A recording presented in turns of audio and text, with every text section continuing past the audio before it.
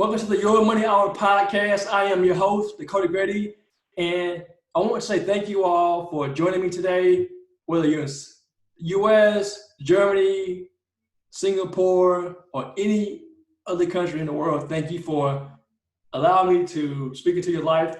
Today's guest is Cyndia Rivera. I may have messed that up, but yes. Cyndia Rivera of Family Finances Redesigned out of Florida. And she's my guest today. She's a financial coach, and she wanted to bring on the show. She reached out to me, said she's interested, so I wanted to have her share her story. So welcome to the show, Cyndia. Thank you so much, Dakota. Yes, thank you. I'm honored and excited to be here today.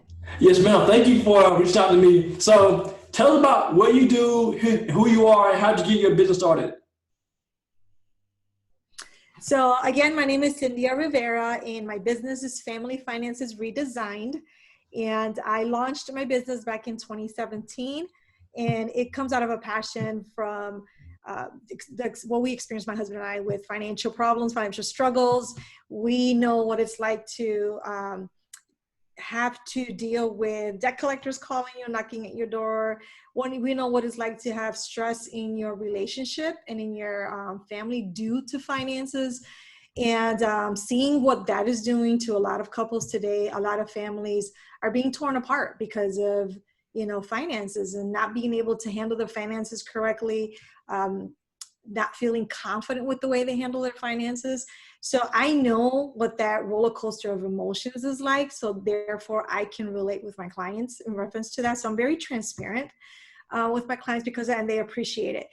So I know what it's like, and that passion comes out of that because my husband and I were able to get out of it. So, there's people, I always say that when it comes to personal finance, it's just something that's very intimate. So not every day someone's going to come up to you and say, we're having trouble. Our finances are a mess. I need help. Can you not? It's just too personal, right? It doesn't happen that way. So we were like that. We didn't know who to turn to. We didn't know who to talk to. There's feelings of guilt and shame and all kinds of things that comes with that, right? Because like us, we were two people who worked full time, made decent income, and there was no reason for us to be in the mess that we were in, right? But we were one of those couples who lost their home back when the recession hit in 08 and 09, like a lot of families, but we were able to get ourselves out of it. And so I always tell people that this is a safe place. This is a judgment-free zone. I don't judge anyone on that because we all make mistakes. We made them, we were able to get out of them. And I like to let people know that there's hope. You just have to know how to reach out and who to reach out to. So that's how Family Finances came about. Wanting to help families get out of that situation. And I work a lot with couples. I work with single parents and individuals who have no children, who are they're either wanting structure in how they manage their finances. So I work with my clients make really good money. The problem is that they don't have structure. They don't have any type of spending plan to follow, AKA a budget.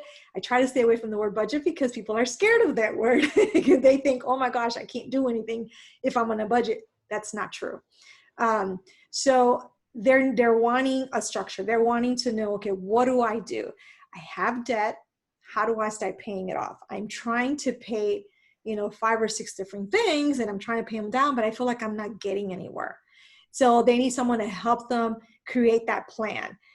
They don't have savings. You'd be surprised at how many people who make lots of money have no savings, and it's like, why, and so I help them create those savings. And so here we are creating a plan, organizing their expenses, prioritizing their finances, making sure that we have savings put away because emergencies are going to happen. We can't avoid that. If you have children, emergencies are definitely going to happen, right? And then if there's debt involved, which almost always there is, how do we pay that debt off? What's the best strategy for them, right? So we do that. And all of that is based on what their values are as a family, as an individual, as a couple, and then what are their goals. and let's put all that together so that now we can create this beautiful plan that they can follow, that they're going to be able to follow either while they're working with me and even after they've moved on and they're not no longer working with me, but they can be successful. So yeah, that's what that's how it came about, my own story that I can always share with clients. I launched in 2017 part-time. I was at the time the administrative assistant to the chief of police over here in Clermont Police Department. And at the end of 2018, after a year of falling in love with what I was doing and seeing the transformation that was happening in the families that I was working with, I told my husband, I really want to do this full time. This is what I want to do. This is what I feel like I've been called to do. And after a lot of talking about it and prayer and realizing, okay, we can do this. Our finances were in a situation where we can live off of my husband's income while I build my business over here and work with those couples. And so that's what I did at the end of 2018. I went full time, and I've been doing that since. So I tell people I'm living my dream because I get to do what I love to do. I get to impact families on a daily basis and help them change their financial legacy. How important is, I call it a money plan, because if you don't have a plan for your money, you don't have any money, a budget. How important is that dreaded B word? How important is, oh my goodness. The thing is, when they don't have that plan, they don't know what they're doing with their money. Because when I'm talking to someone on the phone, whether we're just having a consultation or just a regular conversation, and I ask someone, do you know where your money is going? Can you just give me an idea of what your finances looks like? Well, they can tell me, yeah, well, I pay X amount of money, I pay $500 on my car payment, and I pay, these are my credit card bills, and that, but they can't really nail down exactly where their money is going. So it never fails that once we start working together and I have them fill out an income and expense worksheet, it's just, and it's no lie, they'll tell me it's mind blowing, because it's different from when you actually have to write that down on paper. If you're not normally following that budget, you're just living day to day, and you start to feel like you're living paycheck to paycheck. So it doesn't matter how much, if you can you could be making $50,000 a year, or you could be making $200,000 a year. I work with clients that make that much money. It doesn't make a difference. The stress levels are always there, the same, if they're not managing their finances wisely. The struggles will be there. The arguments will be there. So I like to help couples get on the same page and start talking about money and setting financial goals. But they have to have that, like you said, the money plan. They have to know where they're going. They need to see before the money comes in where it's actually going to go. Don't wait until payday and say, okay, let me see what's due. Let me see what's due. No, you should know a month before. You can even go as far as 6 months and know where your money's going to go. Yes, things will change as you go along, but you're in control versus the money controlling you. That's what it's all about. You have to have control. So I know that according to a career builder, 78% of Americans are living paycheck to paycheck. And I think, in my opinion, the pandemic probably put a magnifying glass on people's finances and blew it up, right? Right. Have you seen anything since the pandemic hit with your clients? Have they been prepared, not prepared? Like, talk about that. I'll tell you something. When this all hit at the beginning of March, all my clients came to me, past clients, current clients, definitely the past clients, because the current clients, I already knew where they were at, but past clients, I went, Dakota, and I'll tell you, I grabbed my phone and I began texting every single one of them. And I said, how are you doing? That was it. How are you doing? And I will tell you that every single one of them told me, I'm fine. I have money put away in the bank. I'm not worried. I'm not stressed. If anything comes, I'm prepared. I felt like a proud mama. Like, wow, I was so excited. And my husband was like, what's wrong with you? I said, you don't understand. These are people I haven't worked with in months, some a year or two, and they're telling me that they are fine. So the pandemic didn't do anything to affect them, in the sense that if one or two of them had actually had to stop working for a little while, but they were okay. They had money in their emergencies. They were ready for when this happened. We were prepared for it. And my current clients were also doing well. So that's what I saw. That was my experience with the ones that I've worked with. And that just lets me know that they continue to follow the plan. That's why they're successful. That's great, because I have clients, I've coached them, I give them the information, but when I follow up with them, it's like they don't respond. So in that absence of not responding, I feel like they aren't doing what we talked about. And as a coach, we can't control that. We give them the information. They have to go put in the work. So talk about that part of coaching. Like, is that something you deal with? You want people to succeed, but they don't want to succeed. So how do you handle that challenge, if you have that challenge? So yeah, there are times where when they're not responding, a lot of times it's because they've encountered an obstacle. Something has happened and they feel like they can't get over that, and it's hard for them to reach out. And we as coaches, it's really important for us to gain that trust, right? Because if you don't gain the trust, then you're not going to be able to work with the client. So if that trust factor is not there, you might as well not. There's just not going to be any relationship. You're not going to see anything happen. So it's really important for me to gain that trust and know that they can come to me at any time with anything. And there are times where they may not say anything up, they might just wait up until our actual session, and I have to kind of pull it out of them and say, okay, now let's talk about it. What's going on? And I think a lot of times it's because they feel like they want to make us proud. They're like, I don't want to make you feel like you weren't a good enough coach, or I failed you. And I always say, it's not about me. It's about you. Because and you said it, you can provide all of the tools that you want. But if they don't take advantage of them, what can you do, right? So I always tell a client, you're going to be as successful as you want to be. It's how much work you put into it. I am here to coach you. I am here to hold you accountable if that's what you need. I do a little bit of hand holding at the very beginning, but the whole point is at the very end, you're off on your own. I'm not going to be here to give you all the answers. I want to teach them to make their own financial decisions and know how to navigate when an emergency does happen. What do you do?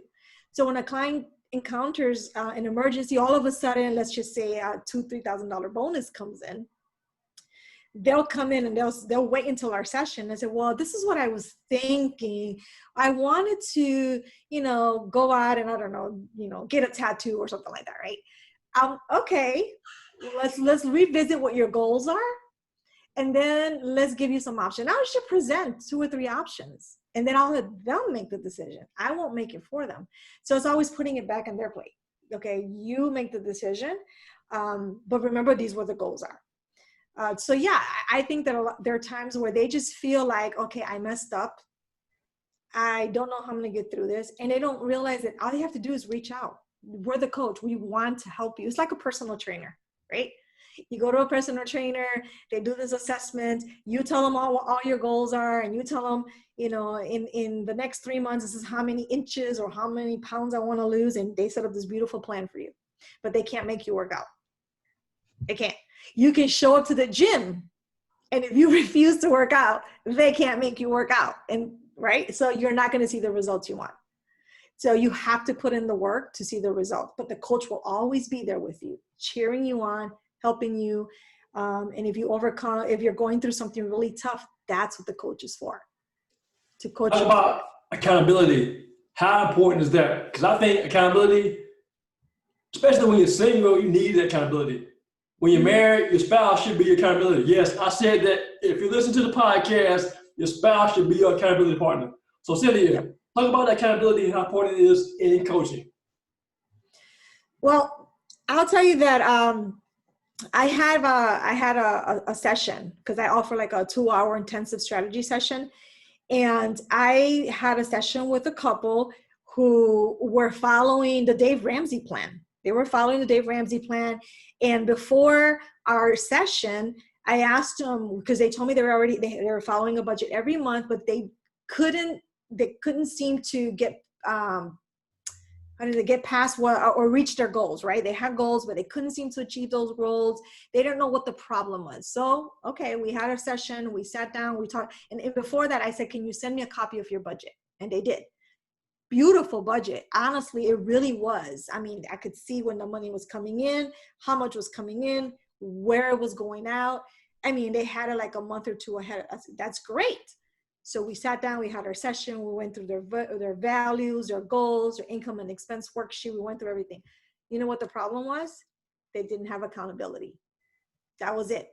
They weren't holding each other accountable. So they had this beautiful budget and it said where their money was going. And then they had like 2 or 3 days, they had like 1 or 2 credit cards on the card that they wanted to pay off. And it was probably going to take them like 6-7 months to pay it off, at most a year.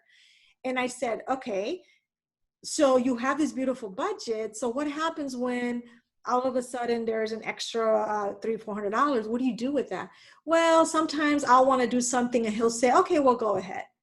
And sometimes he wants to do it and I'll say, okay, go ahead. I said, well, that's the problem right there. You're enabling each other. You're not holding each other accountable to what you wrote in that budget. If you have a budget and you sit down, because it's important if it's a couple to have those budget date nights, right? Let's talk. We've created our budget for the next month. Let's sit down. Let's look at it together. Do we need to make any tweaks to it before the month starts? Do we agree on where that money is going? And do we agree that whatever extra income is going to whatever debt we said we're going to pay off? Yes. Okay. Now we have to hold each other accountable for that. Because if we don't, what was the point of the budget? Right? So accountability is extremely, extremely important, especially when it's a couple, especially. And I'll tell you, they came back to me a month later. I checked up on them and they said, wow, we are doing amazing. And we are always talking about the money and we no longer enable each other. And I just got an email the other day. It's been, I think, almost 6 months. They said that they paid off the credit card and they paid off their vehicle 5 months early. And now they're funding all their sinking funds. See, the power of working together, 1 and 2, accountability goes a long way. Your business. So when you launched your business, you say you worked for, you had it as a side hustle first, then you launched it in 2017. Talk about how you started it and what were some of the challenges that you faced and how did you overcome them? So I started, again, it comes from my own story of us being in a lot of debt and how we got out of it. And we did take Financial Peace University back in 2010 because of what we were going through, and losing our house again was the turning point for us.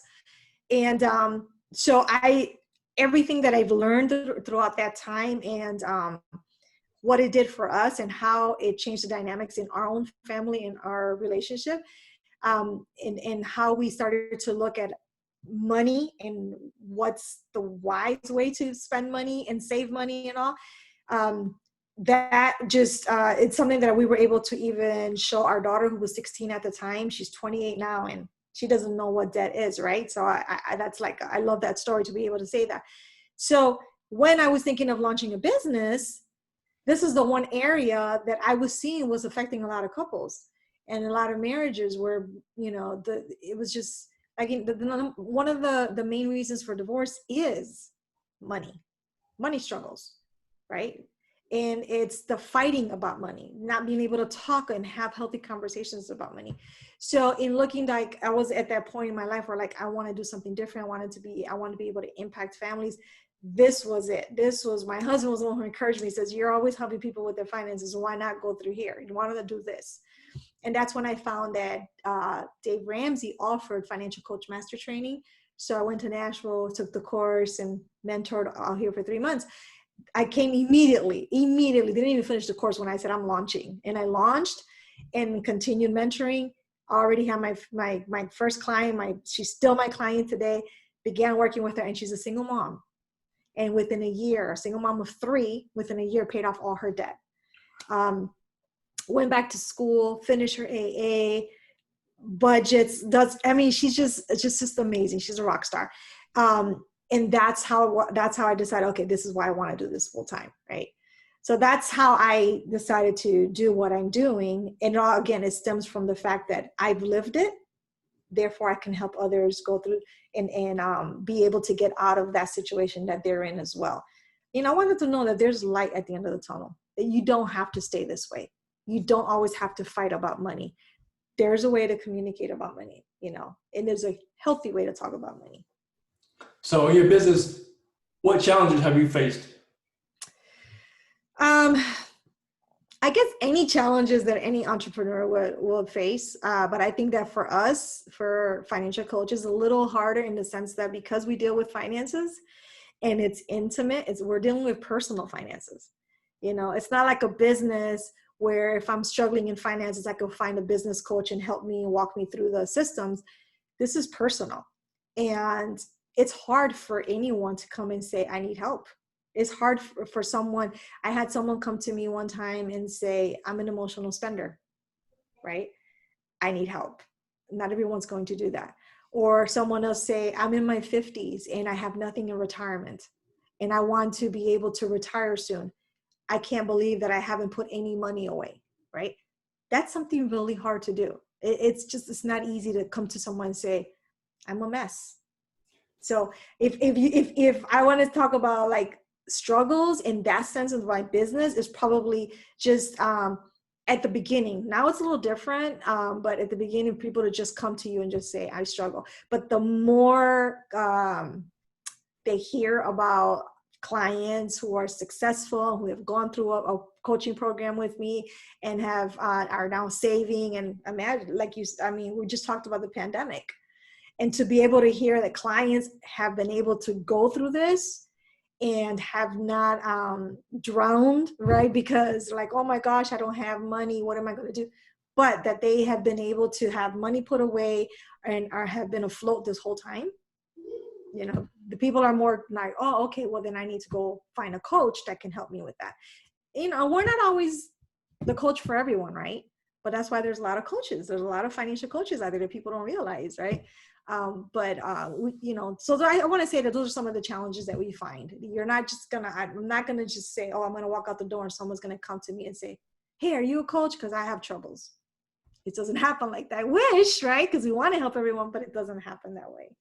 That's something I found challenging too, because everyone is walking around with an arrow saying, I need help, come help me. Yeah. Yeah. And the thing is that sometimes you notice it, right? As coaches, we hear it sometimes, we can see it in their demeanor, or when you're having a consultation where you're talking to someone, you can tell they really need the help and they're hurting. But again, it's so hard.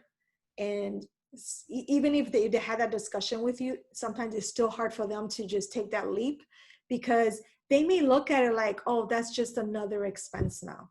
And I always say, it's not another expense. You are investing in your family's financial future, because what you're learning today, it's something you're going to take with you for the rest of your life. And it's going to make such a huge change, and you're going to have peace of mind, financial freedom, financial independence. It's an investment, but it's hard at that moment for them to realize that. It's true. That's true. So before we close here, you have the floor. If you could tell somebody one piece of advice as a coach, what would it be? If you know that you're hurting, that you're struggling with finances, you seek help, seek professional help, because if what you've been doing all this time hasn't worked, then it's probably never going to work. And you're never going to get out of the situation that you're in. And you don't want to stay in that situation. I always tell people, think about where you want to be. 6 months from now, and a year from now, do you still want to be where you are today? If not, then you need to make that change. You need to do something about it and seek the help that you need. There's always someone out there that will be able to help you, but find that one person that you can trust. Awesome. So how can people connect with you on social media and find out about you on your website as well? My website is familyfinancesredesigned.com. My email is my name, Cyndia, at familyfinancesredesigned.com. And my handles in Instagram and Facebook are Family Finances Redesigned. I try to keep them all the same. And you can also find me on LinkedIn yeah, and any of those handles, and my consultations are completely complimentary. So any questions, anything at all, please feel free to reach out to me. Awesome. So if you want to connect with Cyndia, connect with her on your website. Again? FamilyFinancesRedesigned.com. Awesome. Well, thank you for your time. Join us on the Your Money Hour podcast, Cyndia. Thank you so much for having me here today, Dakota. Yes, ma'am.